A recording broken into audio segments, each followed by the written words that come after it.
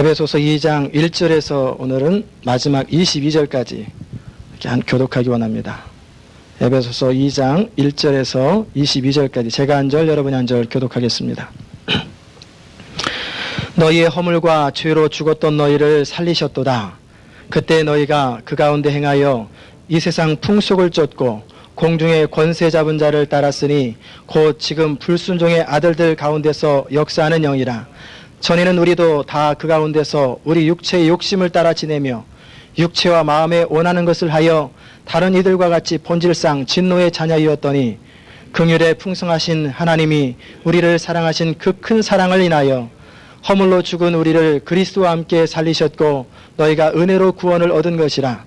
또 함께 일으키사 그리스도 예수 안에서 함께 하늘에 앉히시니 이는 그리스도 예수 안에서 우리에게 자비하심으로써 그 은혜의 지극히 풍성함을 오는 여러 세대에 나타내려 하심이라. 너희가 그 은혜를 인하여 믿음으로 말미암아 구원을 얻었나니 이것이 너희에게서 난 것이 아니요 하나님의 선물이라. 행위에서 난 것이 아니니 이는 누구든지 자랑치 못하게 함이니라. 우리는 그의 만드신 바라 그리스도 예수 안에서 선한 일을 위하여 지으심을 받은 자니 이 일은 하나님이 전에 예비하사 우리로 그 가운데서 행하게 하려 하심이니라. 그러므로 생각하라. 너희는 그때 육체로 이방인이요 손으로 육체 행한 할례당이라 칭하는 자들에게 무할례당이라 칭함을 받는 자들이라. 그때 너희는 그리스도 밖에 있었고 이스라엘 나라 밖의 사람이라. 약속의 언약들에 대하여 외인이요 세상에서 소망이 없고 하나님도 없는 자이더니 이제는 전에 멀리 있던 너희가 그리스도 예수 안에서 그리스도의 피로 가까워졌느니라. 그는 우리의 화평이신지라. 둘로 하나를 만드사 중간에 막힌 담을 오시고 원수된 것 곧 의문에 속한 계명의 율법을 자기 육체로 폐하셨으니 이는 이 둘로 자기 안에서 한 새 사람을 지어 화평하게 하시고 또 십자가로 이 둘을 한 몸으로 하나님과 화목하게 하려 하심이라. 원수된 것을 십자가로 소멸하시고 또 오셔서 먼 데 있는 너희에게 평안을 전하고 가까운 데 있는 자들에게 평안을 전하셨으니 이는 저로 말미암아 우리 둘이 한 성령 안에서 아버지께 나아감을 얻게 하려 하심이라. 그러므로 이제부터 너희가 외인도 아니요 손도 아니요 오직 성도들과 동일한 시민이요 하나님의 권속이라. 너희는 사도들과 선지자들의 터 위에 세우심을 입은 자라. 그리스도 예수께서 친히 모퉁이 돌이 되셨느니라. 그의 안에서 건물마다 서로 연결하여 주 안에서 성전이 되어가고 너희도 성령 안에서 하나님의 거하실 처소가 되기 위하여 예수 안에서 함께 지어져 가느니라. 아멘.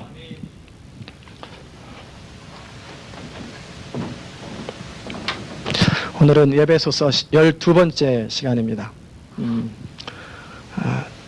주된 내용은 2장 19절에서 22절까지이지만 오늘은 에베소서를 2장을 마무리하는 날이기 때문에 2장 전체를 함께 살펴보기 원합니다.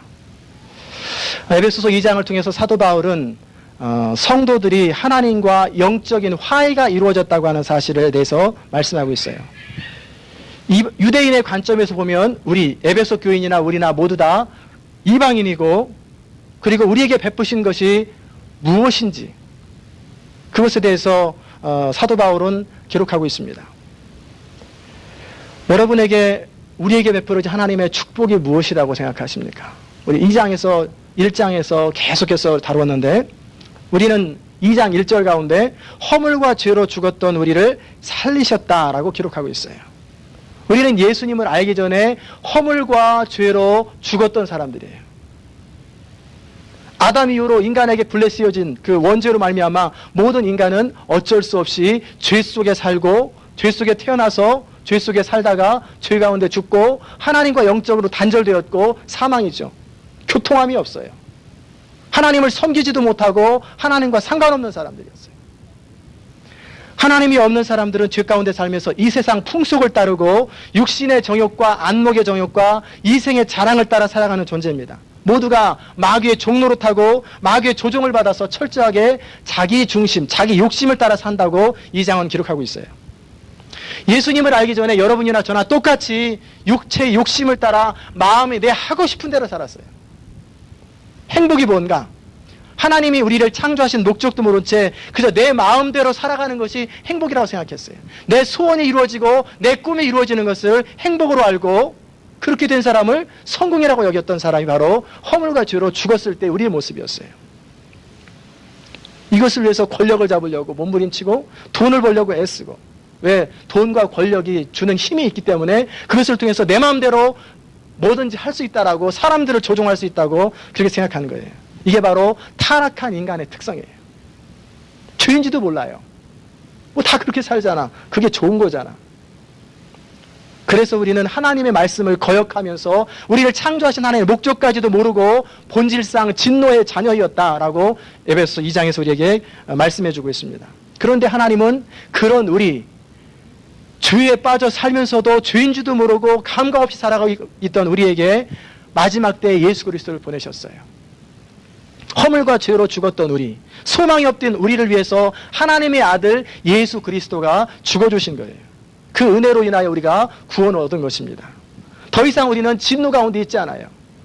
그리스도 안에서 우리에게는 심판이 없고 더 이상 정죄가 없어요. 그리스도와 연합했기 때문에 연합해서 우리의 옛 자아는 죽었고 그리스도와 함께 이제 새로운 생명 속에서 살아가는 거예요. 그래서 생명이 왕노릇하는 존재가 되는 것입니다. 율법에 대해서 죽었어요. 성경에는 하나님의 계명이 있는데 이 계명은 지키지 못하면 계명대로 죽는 거예요. 성경 말씀대로 정확하게 1.1하기도 지키지 못하면 우리는 그 계명대로 죽을 수밖에 없었어요. 그게 바로 율법 안에 있는 사람이에요. 그런데 이제는 예수 그리스도 안에 있는 사람은 더 이상 율법 아래 있지 아니하고 그리스도 안에 존재하고, 율법을 지키지 않아도 되는 것이 아니라 지킬 필요가 없는 것, 지키지 않아도 정죄를 받지 않는다는 거예요. 율법이 무시된 것이 아니라 하나님의 은혜를 누리면서 이제는 기쁨으로 율법을 이루는 사람이 되는 거예요. 이제는 율법을 지켰네 안 지켰네, 성경을 완전히 지켰네 안 지켰네, 이것이 우리의 심판의 문제가 아니에요. 이제 더 이상 우리는 죄의 지배를 받지 않습니다. 이전에는 죄의 지배를 받았어요. 그래서 죄가 이끌어가는 대로 꼼짝없이 벗어날 수가 없었어요. 마약에 중독된 사람이 마약에 끊을 수 없고, 마약 안 먹으면 손이 떨리고 뭐 생각이 안 돌아가는 것처럼 죄가 끌어가는 대로 어쩔 수 없이 끌려다녔었어요. 결국은 나중심이고, 결국은 내 욕심 채우고 이기적인 욕망 채우느라고 쾌락을 쫓아 살고 자기 야망을 쫓아 살던, 그것이 바로 죄의 특성이었는데 이제는 죄의 지배를 받지 않습니다. 이제 유혹을 받지만, 유혹에서 완전히 자유로워진 건 아니지만 이제 더 이상 죄의 통제 속에서 꼼짝 못하는 것이 아니라 그것을 극복하고 통제하고 거부할 수 있는 힘이 생겼다는 거예요. 그 다음에 하나님은 더 이상 우리를 아담 안에 있는 존재로 우리를 보지 않으세요. 우리를 누구 안에 있는 자로? 그리스도 안에 있는 자로 보시고 있습니다. 하나님과 그리스도 안에서 점점 더 가까워졌어요. 이전에는 하나님과 원수였어요. 그러나 이제는 하나님과 원수가 아니라 하나님과 친밀한 관계, 아버지와 자녀의 관계예요.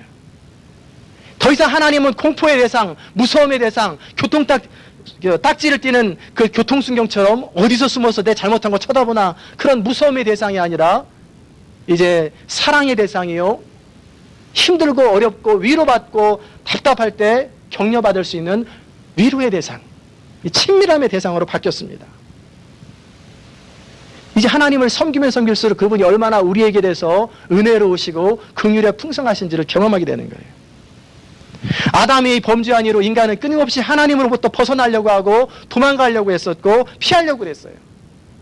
그런데 이제 그리스도인은 늘 하나님 앞에 더 가까이 가기를 원해요. 설령 죄를 범했다 할지라도 주님 용서해 주세요. 저 원래 잘 못해요. 주님 불쌍히 여겨주세요 하면서 때로는 뻔뻔하게 생각될 만큼이라도 그렇게 하나님과 가까워지기를 소원하고 하나님 안에 거하기를 즐거워하지요. 이게 그리스도인의 특징이에요. 우리 그리스도인은 이제 예수 안에서 새 마음을 가지고 있어요. 이제 더 이상 이 시간의 차원에서 자신의 인생을 바라보는 것이 아니라 영혼의 차원에서 인생을 바라볼 수 있는 눈이 생기는 거예요. 더 이상 이 세상에 국한되어서 날마다 눈에 보이는 것 중심으로 살아가는 것이 아니라 이제는 영혼의 차원에서 하나님의 관점에서 우리의 인생을 바라보고 우리를 향한 하나님의 소원을 이루어드리는 것, 그것이 크리스찬의 삶의 방향이요, 삶의 스타일입니다. 이제는 순간순간 내게 이루어지는 어떤 쾌락과 즐거움을 누리는 것이 아니라 우리의 간절한 소원은 하나님의 나라와 하나님의 영광, 그리고 그의 나라와 그의 의가 이루어지는 것, 이것을 소원하는 사람으로 바뀌었어요. 그것이 참된 경건입니다. 우리 안에 다윗의 고백처럼 정직한 영을 새롭게 하옵소서. 내 입술의 모든 말과 내 마음의 묵상이 주께 연락되기 원한다고 하는 그런 간절한 소원이 우리 마음속에서 흘러 넘치는 것, 정직한 영을 새롭게 하소서. 날마다 주님과 닮아가고 주님과 가까이 가는 것, 그것이 그리스도인의 소원입니다. 또한 우리가 하나님의 사람이 되면서 우리 안에는 이제 내가 무엇을 할까, 내가 무엇을 해야 하는가 라는 그런 삶의 방식이 아니라 내가 그리스도께 속한 자로서 무엇을 소원해야 하는가, 하나님은 나에게 무엇을 원하시는가, 나를 향한 하나님의 계획과 뜻이 무엇인가, 하나님 이걸 좋아하는가 싫어하는가, 그런 관점으로 바뀌게 돼요. 이제 내 소원을 이루는 것이 아니라 하나님의 소원이 나의 소원으로 바뀌어가는 것, 이게 그리스도인으로 변화되는 것입니다. 이 그리스도인은 몸부림치고 노력하는 것이 아니라 저절로 이게 이루어져 가는 거예요. 우리 안에 생명 되신 예수 그리스도가 살아서 역사하시기 때문에 우리는 날마다 하나님께로 더 가까이 가게 돼요. 더 이상 세상에 속한 사람이 아니고, 그렇다고 세상을 떠나 사는 사람은 아니지만 그의 마음과 생각과 즐거움과 소망이 다 달라진 거예요. 이 세상에 믿지 않는 사람들의 소망은 이 보이는 현실뿐이에요. 아무리 근사해 보이고 아무리 지성적으로 훌륭해 보이는 사람이라 할지라도, 윤리적으로 도덕적으로 완전해 보이는 사람이라 할지라도 그 중심에는 여전히 세상밖에 없어요. 그러나 우리 그리스도인은 하늘에 속한 사람, 이 세상에 정들 수 없고 세상에 소망이 없고 더 이상 세상 풍속을 따라 살지 않는 사람으로 바뀐 거예요. 이게 우리의 근본적인 변화가 된 거예요. 이제 그리스도인은 세상을 이기는 사람이에요. 세상의 모든 사람들은 돈 중심, 명예 중심, 권력 중심으로, 세상 문화 중심으로, 쾌락 중심으로 살아가지만 우리는 더 이상 이 세상의 문화와 쾌락과 가치관에 지배를 받지 아니하고 하나님의 말씀에 지배를 받는 사람으로 바뀌어가는 거예요. 전에는 사단의 지배를 받아서 이기심의 노예가 되어 욕심 따라 살아갔지만 이제는 하나님 나라에 속한 사람으로 바뀌는 것입니다. 그리고 그리스도인은 누구의 다스림 받아요? 성령의 다스림을 받는 거예요. 우리 안에서 성령께서 역사하사 날마다 우리를 그리스도의 형상을 담게 하기까지 하나님 우리를 향한 뜻을 따라서 소원하고 우리를 날마다 이끌어 가시는 거예요. 때로는 우리를 위해서 근심하기도 하시고 우리 마음에 강렬한 소원을 주시기도 하셔서 우리의 삶을 하나님이 원하시는 대로 이끌어가는 것, 우리의 생각을 주장하시고 우리의 삶의 구체적인 부분까지도 터치하시고 말씀하시고 날마다 세밀한 대화 속에서 하나님의 선하신 뜻이 우리 삶 가운데 이루어져가는 것, 그게 크리스찬이에요. 이런 사람이 바로 성령에 속한 사람입니다. 이렇게 우리가 구원을 얻은 것은 전적인 하나님의 은혜라고 하는 거예요. 우리 행한 것으로는 구원 얻기에 합당하지 못하고 우리 행한 것으로는 심판받기에 합당하고 진노받기에 합당한 사람이었어요.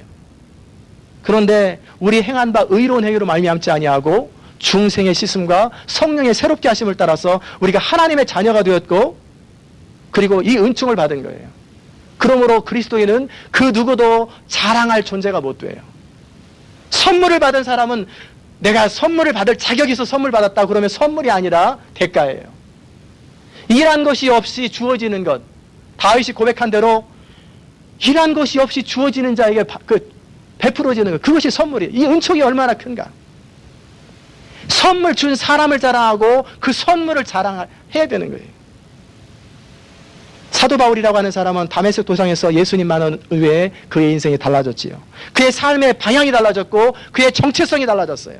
지금까지 그의 인생이 철저하게 잘못 살았다고 하는 사실을 깨닫고 완전히 자기가 그리스도 안에 죽고 이제 그리스도와 함께 새로 태어난 사람으로 살게 되죠. 그게 바로 갈라디아서 2장 20절에서 우리가 외우고 암송하는 대로 내가 그리스도와 함께 십자가에 못 박혔나니 그런즉 이제 내가 산 것이 아니요 오직 내 안에 누가 살아요? 그리스도께서 사신 것이라. 이제 내가 육체 가운데 사는 것은 나를 사랑하사 나를 위하여 자기 몸을 버리신 누구? 하나님의 아들을 믿는 믿음으로 사는 것이니라. 이렇게 고백하는 거예요. 그처럼 자랑했던 것, 최고의 학벌, 최고의 가문, 그가 가지고 있는 모든 것들을 배설물처럼 다 여겨버리고 더 이상 쳐다보지도 않는 거예요. 쓸모없다. 전혀 자랑할 것이 안 되고 내 인생에 해가 된다. 왜? 내가 그것을 붙잡다가 그것을 자랑하다가 그리스도를 놓치고 교만해지고 잘못될까 봐 두려워하는 거예요. 그래서 배설물처럼 여기고 날마다 그리스도의 십자가를 본받아서 살아가는 거예요. 그러므로 그리스도인들은 내가 재산이 얼마가 있는지, 학교를 어디 나왔는지, 내가 무슨 경험했는지 이런 거 자랑하는 사람은 아직 은혜가 뭔지 모르고 자기가 누군지 모르는 사람이에요. 바리새인이라고 하는 사람들은 예수님의 가장 큰 원수였지요. 이스라엘 백성들이 버림받은 것도 역시 바리새인과 똑같았어요. 자기 의, 나의 의를 주장하다가 버림받았다고 돼 있어요. 내가 행했던 것, 일주일에 2번씩 금식하고 11조를 드리고 뭐 사람들에게 경건의 모습들을 보여주면서 근사하게, 걸음도 근사하게 걷고 말도 천천히 하면서 폼을 잡아요. 그러면서 사람들한테 겉모양으로 존경을 받으려고 했는데 우리 주님은 하나님 앞에 너희들은 거절되었다는 거예요. 화 있을진저 악하고 패역한 자예요. 그들은 보통 사람보다 훨씬 경건해 보입니다. 금식도 하고요, 율법도 거의 다 지켜요. 너무 근사하게 보여요. 그런데도 하나님 앞에 버림받았어요. 왜? 그들은 자기 의를 의지하기 때문에. 십자가가 뭡니까? 십자가는 우리가 하나님 앞에 서기에 절대적으로 무능하다, 무력하다는 거예요. 그런데도 교회 안에서 사람들이 종종 어떻게 생각하냐면, 그래 구원받을 때는 내가 전적으로 무력하지만 그래도 내가 세상에서 가진 게 얼만데, 내가 배운 게 얼만데, 내 경험이 얼만데, 내가 지식이 얼만데 하면서 그걸 여전히 자랑하니까 은혜에 깊이 못 들어가는 거예요. 우리가 하나님의 은혜에 더 깊이 들어가려면 내 무능함을 점점 깨달아갈수록, 내가 죄인인 걸 점점 깨달아갈수록 하나님의 은혜 속에 더 깊이 들어가는 거예요. 십자가라고 하는 것은 우리 자신에 대해서 이제 소망을 끊어버리는 거예요. 이게 잘 안 되니까 우리 인생에 자꾸 환난이 닥치는 거예요. 우리 인생에 왜 자꾸 어려움이 닥칩니까? 인생에 왜 안 풀리는 문제들이 자꾸 생기고 그럽니까? 환난은 인내를, 인내는 연단을, 연단은 소망을 이루는 줄 알미로다. 소망은 누구예요? 소망이 부끄럽지 않다. 예수 그리스도 외에는 나에게 소망이 없다고 고백되어질 때까지 우리 인생의 어려움은 끊임없어요. 철저하게 아무것도 의지하지 아니하고 다 끊어지고 오직 예수 그리스도만이 나의 유일한 소망이라고 입으로 고백하는 것이 아니라 삶의 자리 가운데 구구절절히 고백하게 될 때 우리의 인생은 드디어 평강을 유지하게 되고 하나님의 그 위로하심과 평안을 맛보게 됩니다. 이제 11절 이하부터는 그리스도 안에서 모두가 하나가 되었다고 하는 이야기를 계속 설명합니다. 하나님께서는 특별한 목적으로 아브라함을 통해서 이스라엘 백성들을 시작하셨어요. 그런 이스라엘 백성의 입장에서 보면 이방인들, 에베소 교인이나 우리나 보면 누구예요? 할례도 없는 자, 할례를 안 한 사람, 약속 밖의 사람이요, 소망도 없는 사람이요, 하나님도 없는 사람, 완전히 개와 고양이처럼 정말 소망 없는 사람이었어요. 이 땅에서 뭘 먹을까, 뭘 입을까 하다가 결국은 버려서 멸망당할 존재들이었어요. 그런 우리가 그리스도 안에서 그리스도의 피로 하나님과 가까워졌고 모든 그리스도인들이 함께 가까워졌다고 하는 내용입니다.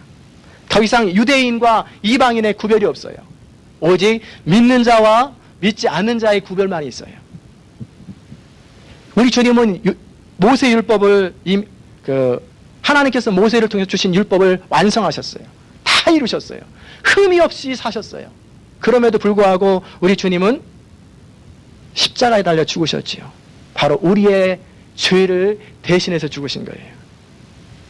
그리고 우리가 그리스도를, 그 예수님의 십자가의 사랑과 십자가의 대속을 나의 것으로 받아들이는 사람에게 새로운 피조물로 거듭난 사람으로 인정되는 거예요. 주님의 희생이, 주님의 율법 다 지킨 것이 우리가 지킨 것이 되고, 주님의 죽으심이 이제 우리가 죽은 것이 되어서 그리스도와 함께 연합한 자는 그리스도와 함께 새로운 인생이 되는 거예요. 그게 바로 누구든지 그리스도 안에 있으면 새로운 피조물이라, 이전 것은 지나갔으니 보라 새 것이 되었다, 그러는 거예요.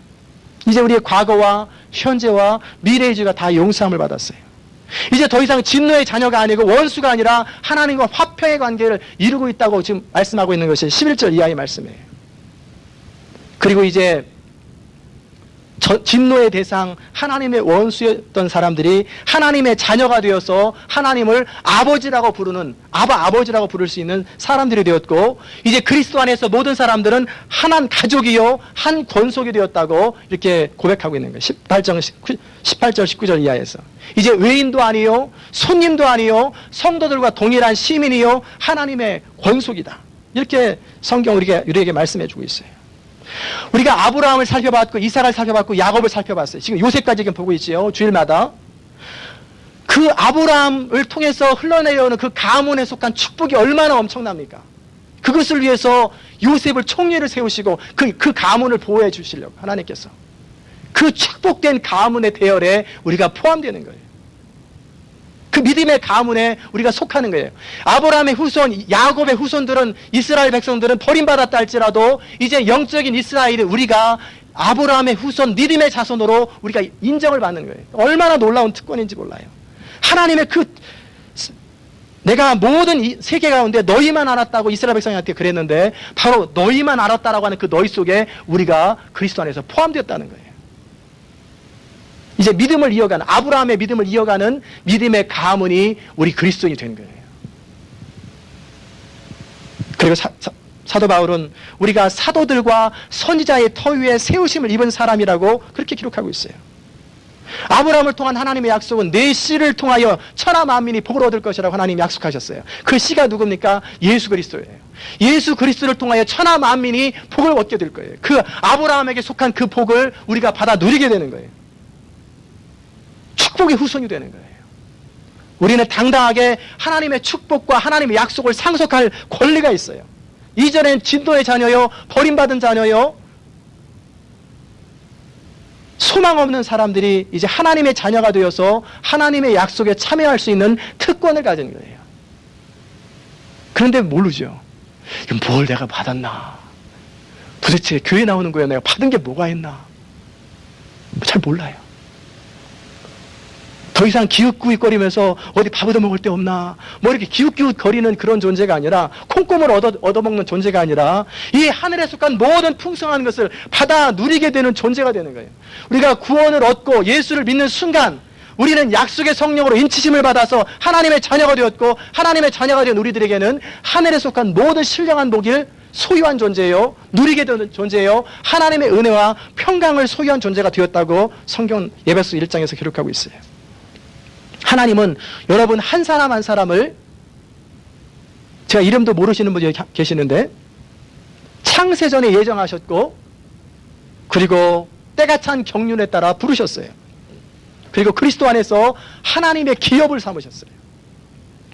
구약의 성도들이 그렇게 바라던 그 축복을 우리는 지금 현실로 누리게 되는 거예요. 그런데 모르죠. 내가 도대체 뭘 받아가지고 누렸나? 도대체 나한테 준 게 뭐야? 이거 뭐 받은 것도 없는 것 같고, 손에 잡힌 것도 없는 것 같고, 그러니 사도 바울이 기도하는 거예요. 하나님 아버지, 저들에게 지혜와 계시의 영을 주셔서 하나님을 알게 하시고, 우리의 마음 눈을 밝혀서 하나님께서 우리를 부르신 부르심의 소망이 무엇이고, 성도 안에서 그 기업의 영광이, 풍성이 무엇이고, 그의 힘의 강력으로 믿는 우리에게 베푸신 하나님의 능력의 지극히 크심이 어떤 것인지 알게 해달라고 날마다 기도하는 거예요. 못 알아들으니까, 모르니까. 우리는 이 땅에서 얼마나 부자가 되느냐, 자식들이 얼마나 잘 되느냐, 이 땅에서 명예를 얼마나 얻느냐, 이런 것 추구할 만한 그렇게 하찮은 존재가 아니에요. 그건 다 하찮은 사람들이, 세상에 나중에 지옥 갈 사람들이 그걸 추구하는 거예요.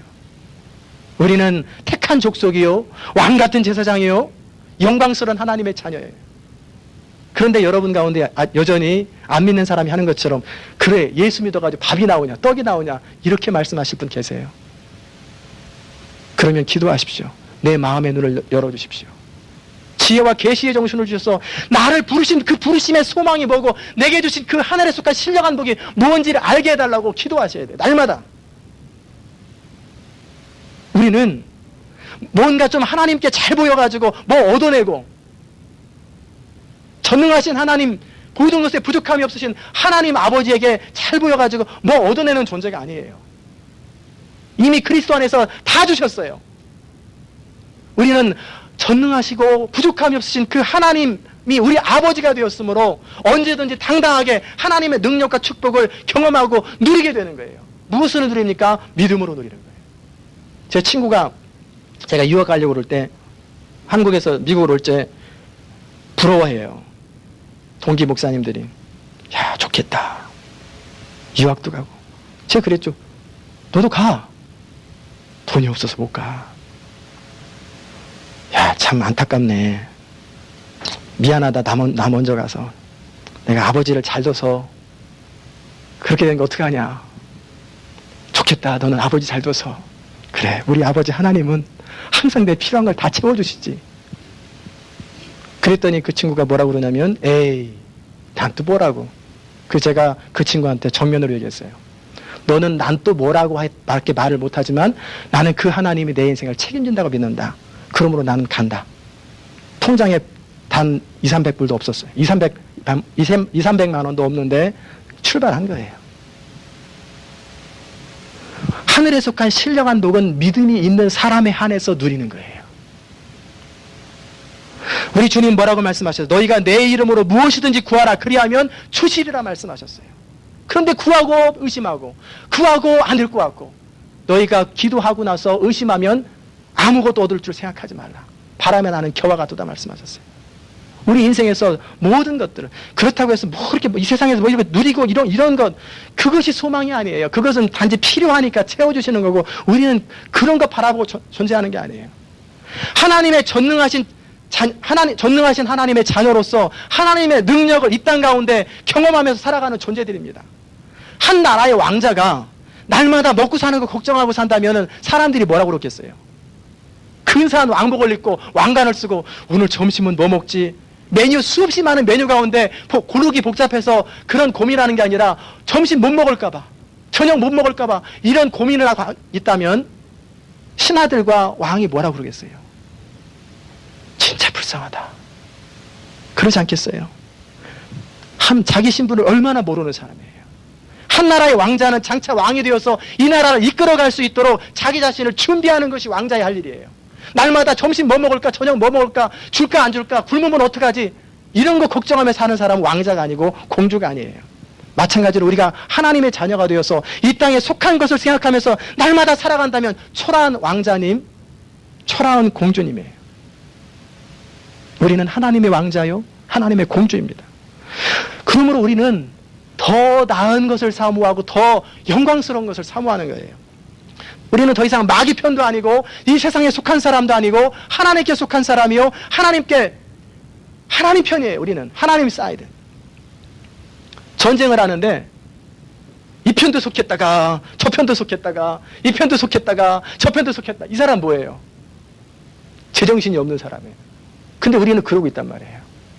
하나님 편에 속했다가 세상에 속한 자처럼 날마다 먹고 사는 걱정했다가 날마다 내 쾌락 쫓고 야망 쫓고 이렇게 살다가 다시 말씀도 깨달으면 또 이쪽에서 또 살았다가 이쪽에 살았다가 전쟁을 하면 한 편을 들어야 되는데 북쪽 편 들었다가 남쪽 편 들었다가 양쪽 사람 다 쏴 죽이면 역적이죠.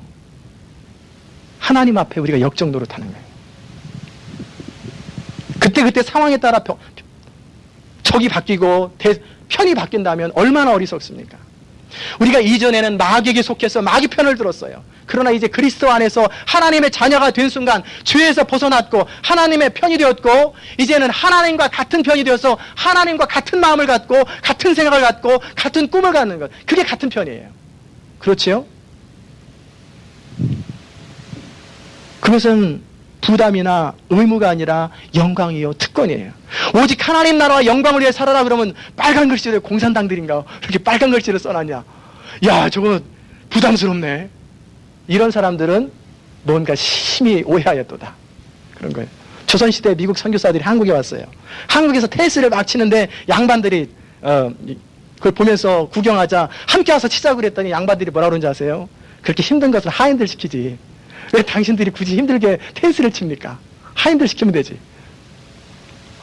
이게 뭐가 뭔지 모르는 거예요. 구경하면 되지 내가 왜 합니까? 마찬가지 마음의 눈이 닫힌 사람들은 하나님이 우리에게 주신 영광스러운 특권을 짐으로 여겨요. 그러나 마음의 눈이 열린 사람은 우리가 어떤 존재인 줄 알고, 그런 점에서 사도 바울은 위대한 사람이에요. 자기의 정체성을 분명히 알고 살았던 사람이에요. 여러분이 살아가면서 정말 중요한 것이 있다면 여러분이 누구인 줄 아는 거예요. 내가 누구인지 알면 이쪽 편 들었다가 저쪽 편 들었다, 그러니까 여기서 맞고 저기서 맞고, 이쪽도 도움 못 받고 저쪽도 도움 못 받고, 그래서 비참한 존재가 되는 거예요. 세상에 가장 비참한 존재가 교회 안에서 하나님의 은혜를 모르고 교회만 다니는 사람들, 제일 비참한 사람들이에요. 차라리 안 믿는 사람은 그 나름대로 즐거움도 있고 이 세상에 사는 동안에 악이다 깡이다 살면 다 성공도 하고 출세도 하고 돈도 벌고 다 해요. 그런데 근사하게 폼은 잡는데 교회 안에서 은혜를 누리는 것도 아니고 세상 방식대로 사는 것도 아니고 중간다리 애매하게 취하면서 아무것도 못 누리는 거예요. 그렇게 살지 마세요.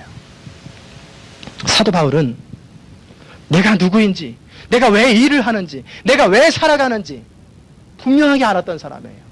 우리 인생의 허무와 삶이 지루해지고 갈 길을 잃어버리는 이유가 뭡니까? 내가 누구인지 몰라서 그래요. 아무리 삶이 힘들고 아무리 낙담된다 할지라도, 그런 순간들이 있다 할지라도 내가 누구인지 분명히 알고 내 사명이 무엇인지 분명히 아는 사람은 금방 일어날 수 있고 다시금 도전할 수 있는 용기가 생기는 거예요. 사도 바울은 복음을 전하다가 참 많은 어려움들을 겪었지요. 굶주리기도 하고 돌에 맞아 죽을 뻔하기도 하고 40에서 하나가만 태장을 3번이나 맞고 감옥에 갇히기도 하고 수없이 많은 인생의 어려움들을 겪었는데도 그는 항상 그의 사명과 정체성이 분명하기 때문에 기뻐하고 즐거워하고 그는 영광스러운 인생으로 살았어요. 사람에게 난 것도 아니요, 사람으로 말미암은 것도 아니요, 오직 예수 그리스도와 및 죽은 자 가운데서 다시 살리신 하나님 아버지로 말미암아 사도된 나 바울은, 이게 그의 정체성이요, 항상 그렇게 당당한 거예요. 자신의 사역과 자신의 삶은 하나님의 뜻이요, 하나님의 위임이라고 믿고 일생을 살아간 사람, 그게 바울이고, 그렇게 집중하면서 열정을 가지고 살았기에 그의 인생은 위대한 거예요. 여러분은 누구입니까? 우리는 하나님의 자녀예요. 우리는 외인도 아니고 나그네도 아니고 성도들과 동일한 시민이요, 한 가족이 되었어요. 우리의 시민권은 땅에 있지 아니하고 하나님 나라에 있어요. 우리는 우연히 존재한 것도 아니고 버려진 자들도 아니고 사도들과 선지자의 터유 위에 세우심을 입은 자들이에요. 창조주 하나님, 전능하신 하나님의 택한 자가 되어서 철저한 보호하심을 받는 존재들이에요. 그 하나님의 은혜 가운데 사는 사람들이 바로 우리예요. 느껴지세요? 이걸 느끼고 사는 사람은 복이 있을지, 복 있는 거예요. 그 다음으로 사도 바울은 건물의 비유에 설명하고 있어요. 그리스도를 모퉁이 돌로 알고 이제 성도들이 함께 그리스도 안에서 지어져 간다고 되어 있어요. 이스라엘 회막에는 천막으로 지었지만 솔로몬 성전에는 부품들, 여러 기둥도 있고 여러 벽돌들, 돌조각들이 있었어요. 마찬가지로 우리가 하나님의 거하실 처소가 되기 위해서 우리가 날마다 지어져 간다고 기록하고 있어요. 하나님께서는 우리를 하나님의 자녀로 부르셨고 교회 공동체로 부르셨어요. 그리고 하나님이 거하실 처소가 되기 위해서 예수 안에서 함께 지어져 간다고 기록하고 있어요. 이 말은 성도들이 하나님의 자녀가 되어서 그리스도 안에서 하나님의 나라를 이루어감과 동시에 성도들의 공동체인 교회 전체가 하나님의 나라를 이루어가는 것, 그것을 말하는 거예요. 하나님의 나라가 어디에 있습니까? 하나님의 나라는 여기 있다 저기 있다 할 것이 아니요, 너희 안에 있다고 그랬어요. 너희 안에가 어디입니까? 장소적인 개념으로, 공간적인 개념으로 볼 때는 나중에 천국 가면 거기 하나님 나라가 있겠죠. 그러나 영적인 영역에서 보면은 우리 성도 한 사람 한 사람이 하나님의 나라예요. 하나님의 뜻이 그대로 이루어지는 나라. 뜻이 하늘에서 이룬 것 같이 땅에서도 이루어지이다. 하나님의 뜻이 하늘에서는 100% 이루어져요. 그러나 이 땅에서는 안 이루어지는 부분이 많아요. 왜? 사람들이 거역하고 반대하기 때문에. 그런데 여러분의 삶 가운데, 여러분의 인생 가운데 하나님의 뜻이 그대로 이루어지고 살아간다면, 성령에 이끌려 살아간다면 여러분의 삶은, 여러분의 인생은 하나님의 나라를 이루고 사는 거예요. 여러분 한 사람이 하나님의 나라를 이루고 또 다른 사람이 믿지 않는 자가 주님께로 돌아오고 그 사람들이 믿음 안에서, 믿음이 연약한 때 특징은 자기중심으로 살고 욕심이 많고 그리고 늘 잘 넘어지고 상처 잘 받고 그러는 거예요. 그런 사람들이 믿음 안에 자라가지고 그도 하나님 뜻에 순종하면서 함께 하나님의 비전을 이뤄나가는 사람으로 만들어가고 세워져가고, 또 다른 사람 함께 힘을 합쳐 또 그렇게 만들어가고, 이렇게 하나님 나라를 확정해 나가는 것, 그게 하나님께서 우리에게 주시는 비전이요, 꿈이에요. 성도 한 사람 한 사람이 성령의 인도하심을 받아서 하나님의 뜻에 순종할 때 하나님의 나라가 이루어지는 것입니다. 하나님의 뜻이 우리 뜻이 되고 하나님의 소원이 우리 소원이 되고 하나님이 기뻐하시는 것이 내가 기뻐하는 것이 되고 하나님과 내가 하나가 될 때 우리는 하나님과 우리는 하나가 되는 거예요. 부부도 몸은 달라도 생각이 비전이 같고 같은 뜻과 같은 생각을 할 때 하나예요. 동상이몽이라고 같이 잠을 자도 생각이 틀리고 의견이 틀리고 매번 반대예요. 반대. 그러면 부부긴 하지요. 그러나 얼마나 인생이 아픕니까? 한 집에 산다고 하나가 아니라 마음과 비전과 방향이 하나가 될 때 온전히 하나가 되는 거예요. 한 교회 공동체라가 있어도 여기저기 사방으로 의견이 나눠지면 하나가 아닌 거예요. 우리가 하나님과 하나가 될 때 하나님과 하나가 되는 거예요. 하나님의 소원이 내 소원, 하나님의 뜻이 내 뜻, 하나님의 기쁨이 나의 기쁨, 하나님의 슬픔이 나의 슬픔이 되어야 되는데 전혀 그거하고 상관없이 살면 뭐 안 주나, 나 뭐 해결 안 해주나 매일 생각만 하고 살면 얼마나 초라하겠어요. 왕자가 날마다 밥 걱정하는 것과 똑같아요. 교회에서도 우리 시온 인터내셔널 교회 모든 성도들이 하나님께서 우리 교회에 주신 비전이 있잖아요. 그 비전을 우리의 비전이요. 내가 일생을 걸어야 될 비전으로 생각하고 기도하고 꿈꾸고 그러면 한 공동체가 되는 거예요. 하나가 되는 거예요. 잘해보라 그래. 뭐 되는지 볼게. 그러면 이방인이에요. 여기 같이 예배드리지만 그는 우리 교인이 아닌 거예요. 같은 비전, 같은 꿈, 같은 소망을 가지고 함께 이루어나갈 때 한편이요. 우리가 한 가족인 거예요.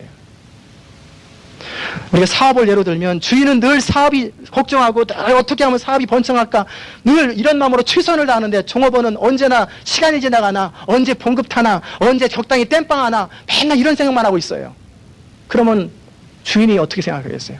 해고 너랑 같이 못하겠다 그러는 거예요. 하나님은 우리를 위해서 아무것도 아끼지 않으셨어요. 우리 한 사람 한 사람이 그리스도 안에서 영광스럽게 되기 위해서 하나님은 아무것도 아끼지 않으셨고 우리를 위해서 모든 것을 베풀어 주시는데 우리는 늘 하나님의 뜻을 모르고 어떻게 하면 하나님의 축복받아 이 땅에 잘 먹고 잘 사나 이런 생각밖에 없다면 정말 불행한 관계예요. 하나님의 소원과 우리 소원이 늘 틀리는 거예요. 그러니 만족함도 없고 평강도 없고 감격도 없고 기쁨도 없고 하나님은 우리가 정말 중요한 것은 뭘 먹을까, 뭘 마실까, 뭘 입을까가 아니라고 말씀하세요. 그것은 믿지 않는 사람들, 이 세상신 마귀에게 속한 자들이 날마다 고민하는 그 기도의 제목이에요. 이런 것들은 저절로 채워진다고 그래요. 성경은 말씀하고 있어요.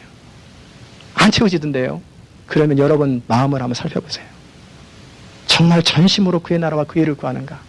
잃어버린 자들, 믿지 않는 자들이 바라보면서 안타까우고 하나님의 심정으로 그들을 바라보면서 영혼을 놓고 기도하고 그들이 주께로 돌아오는 일에 내가 얼마나 시간과 물질과 인생을 투자했는지 한번 살펴보세요. 하나님은 그의 나라와 그의 일을 구하려고 살아가는 사람들에게 이 모든 것을 더하시겠다고 말씀하셨어요. 우리가 무엇이 부족한지 뭐가 필요한지 정확하게 아시는 분이에요. 하나님은. 참 초라한 그리스도인은 어떻게 하면 하나님께 잘 보여서 좀 더 좋은 차, 좀 더 좋은 옷 얻어볼까 이렇게 사는 사람이에요. 그럼 하나님은 안 주세요. 왜 안 줘요? 그런 마음을 가지고 있는 사람에게 하나님이 그렇게 주면 그렇게 살아도 되는 줄 알고 계속 그렇게 살거든요. 그래서 그의 삶을 흔들어 버리는 거예요. 그래서 하나님 외에 소망이 없도록 만드는 거예요. 우리가 어렸을 적에 땅 따먹기 많이 했잖아요. 사금팔이 가지고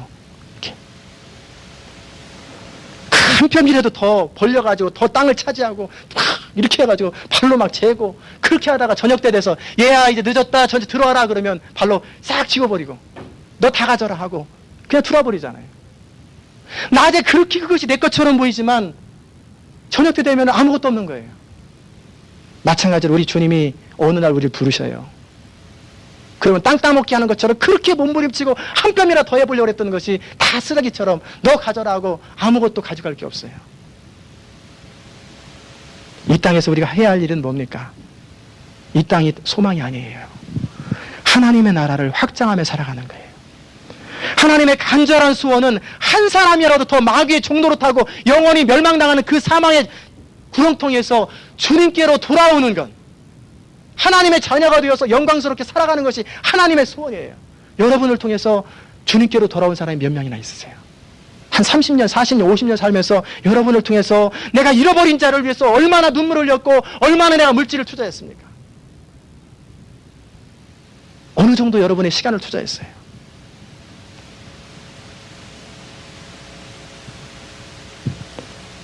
그것이 하나님의 소원이에요. 그것이 하나님 나라 그 의예요.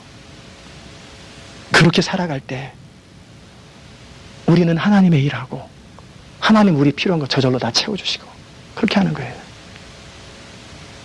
우리가 그리스도 안에서 하나님의 자녀가 되어 하나님의 뜻을 이루듯이 믿지 않는 자들이 주께로 돌아와 하나님의 백성이 되고 믿음이 연약한 자들이 이 세상에 속한 자처럼 살던 사람이 믿음 안에 견고하게 서서 하나님의 뜻을 발견하고 살아가는 것이, 그래서 그런 것이 바로 하나님 나라를 이루는 거예요.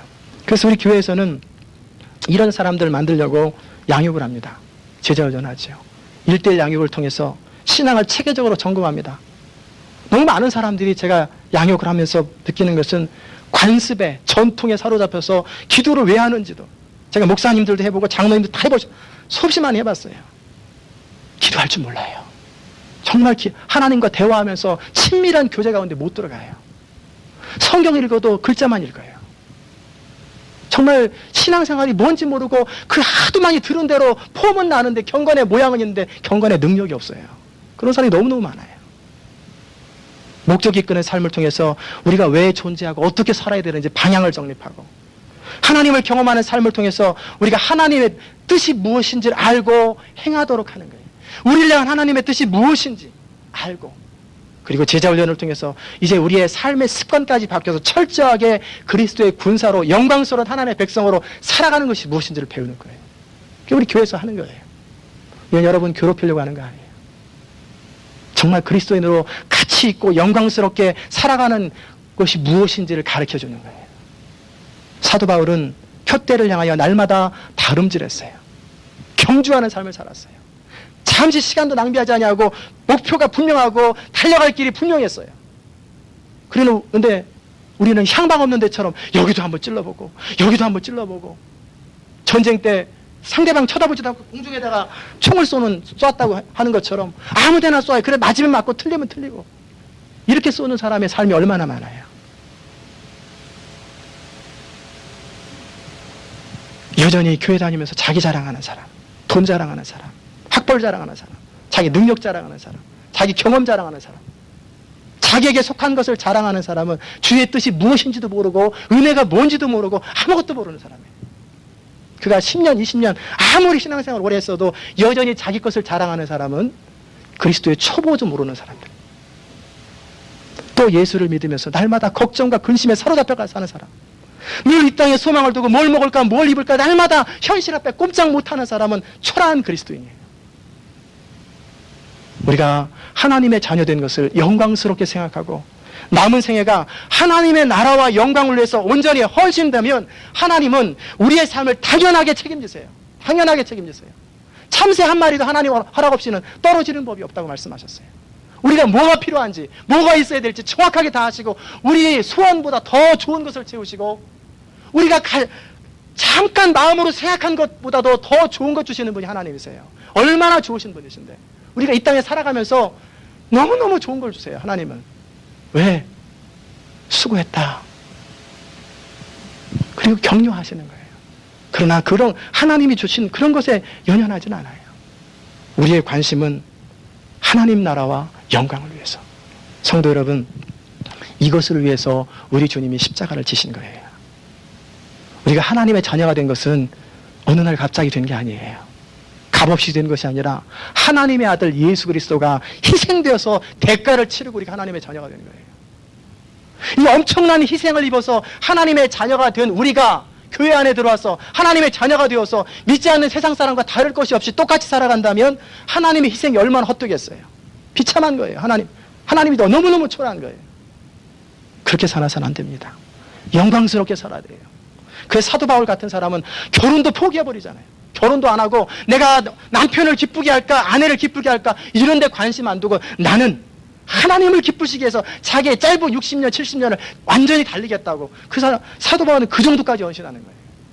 우리는 그렇게까지 할 수는 없다 할지라도 이제 우리의 생각을 바꿔야 합니다. 우리가 누구인지, 어떻게 사는 것이 가장 영광스러운지. 이 짧은 60, 70년 동안에 할 수 있는 최고의 일은 하나님의 나라와 영광을 구하는 거예요. 우리 안에 하나님의 뜻이 이루어지는 거예요. 말씀 듣고 기도하는 가운데 다가오는 것은 순종하세요. 순종하세요. 나중에 해야지. 그렇게 살면 좋은데. 아무리 그렇게 해도 우리 삶에 하나님은 없어요. 순종하시고 우선순위를 하나님께 두세요. 모든 면에 시간의 우선순위, 물질의 우선순위, 우리 인간관계의 우선순위, 모든 것을 하나님을 의식하고. 요셉은 창세기 39장에서 어떤 환경, 어떤 처지에서도 내가 어찌 이런 악을 행하여 하나님 앞에 득죄하리이까. 늘 하나님을 의식하고 살았더니 하나님의 그의 인생에 법은사에 형통케 하셨더라. 하나님이 항상 그와 함께 하시다고 말씀하셨어요. 그리고 마침내 때가 되니까 하나님께서 그를 통해서 하나님의 목적이 이루어지는 거예요. 여러분 생애가 하나님의 나라와 영광을 위해서 사는 생애가 되시기 바랍니다. 그 하나님의 소원이 여러분의 소원이 되고 우리가 모두 같은 배를 타고 같은 목적을 향해서 달려가는 거예요. 경주하는 인생을 사는 거예요. 그럼 잃어버린 자들, 우리 주변에 믿음이 연약한 자들을 주께로 돌아오기 위해서 기도하고 애쓰고 사랑의 수고와 소망의 인내와 격려하는 거예요. 서로 격려하여 사랑과 선행을 격려하는 거예요. 그것이 성도의 삶입니다. 이 복된 삶의 주인공이 되시기를 주의 이름으로 축원합니다. 기도하십시다.